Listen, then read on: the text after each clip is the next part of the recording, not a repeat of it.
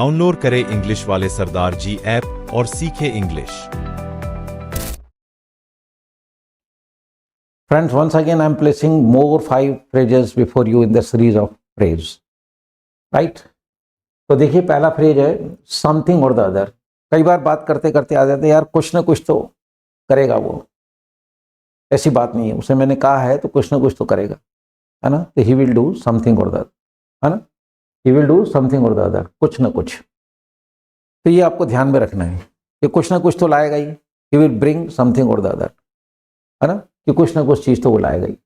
इसी तरह आता है समवन और द अदर, कोई ना कोई, कि कोई ना कोई व्यक्ति तो मिलेगा तुमको, यू गो देयर, है ना, क्या, है ना।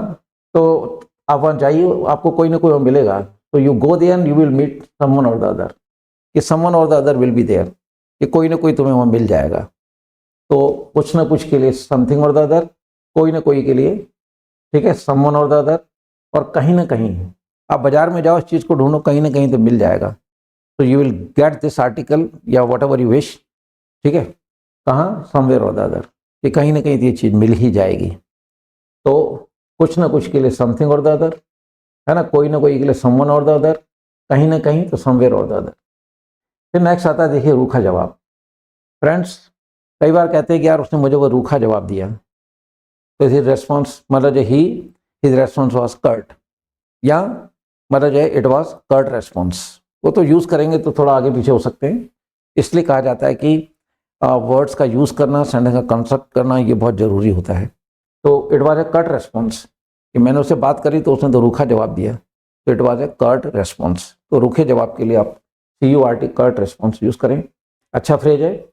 फिर अंदर क्लच, चंगुल में, ठीक है, कि वो तो उसके चंगुल में फंसा हुआ है, निकल ही नहीं सकता है, क्योंकि उसने पैसा उधार लिया है, अब वह ना उस पर ब्याज चढ़ता जा रहा है। तो he is in the clutch of that man, कि अब उसके चंगुल में फंस गया ही है, अब वहाँ से निकलना, ठीक है, to get it off from his clutch is not मतलब वेरी इजी, कि उसके चंगुल में से निकल पाना, गेट इट ऑफ, छुटकारा पाना अब संभव नहीं है, या बहुत मुश्किल काम है। तो किसी की चंगुल में मतलब फंसते हैं तो एकदम चीज़ें याद नहीं आती हैं। तो इंग्लिश बोलना चाहते हो तो ये 2000 5 दिन 7 दिन वाली बातें छोड़िए, ठीक है। आप मतलब जो ना समय निकालिए खुद के लिए, जीवन का मैक्सिमम टाइम आपके पास है, आपके लिए है, और आप खुद को सजाइए पहले तो, इसको वेस्ट मत जाने दीजिए। The days of youth are the days of decoration, जवानी के दिन बनने के दिन होते हैं, ठीक है। तो इन चीज़ों को माइंड में रखोगे। Again I will say that if you have curiosity to give a beautiful shape to your life and if you wish to make a good platform, तो फिर दुनिया की कोई ताकत आपको नहीं रोक सकती। You will go on climbing, कि आप चढ़ते चले जाएंगे। तो कर्ट रेस्पॉन्स, रूखा जवाब। नेक्स्ट आता है इन द क्लच, सॉरी चंगुल में, ये बात हो ही गई थी, क्या वो मेरे चंगुल में है, अब तो चिंता मत कर, अब वो कहीं नहीं हिल सकता, क्योंकि इसकी सारी लूप होल्स मेरे पास हैं। तो now he is in the clutch of mind, है ना। तो अब वो मतलब पुलिस के चंगुल में आया, तो he is in the clutch of police. तो जिसके भी चंगुल में हो, इन द क्लच बोल के आप उस सेंटेंस को यूज़ करें।